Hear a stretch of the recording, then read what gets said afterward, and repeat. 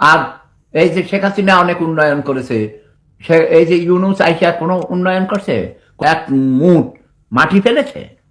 কোথাও একটা রাস্তাঘাট করেছে? কোনো উন্নয়ন করেছে কোথাও?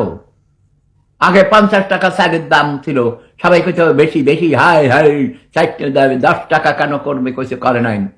ইউনুস তো কইছে বিনা পয়সায় খাওয়াবে, চাকরি দিবে সব মানুষের। কোথায়? ওই যে আসিফ নজরুল নামে এক ফট্টু, এটা নাকি ঢাকা বিশ্ববিদ্যালয়ের শিক্ষক ছিল। 26,000 ভারতীয় নাকি বাংলাদেশে অবৈধ চাকরি করে। 26 লক্ষ লক্ষ, সরি হাজার না, 26 লক্ষ। কোথায় এরা? কই এখন? কই তোমরা? বাংলা এখন যে চালের দাম 100 টাকা হয়ে গেছে।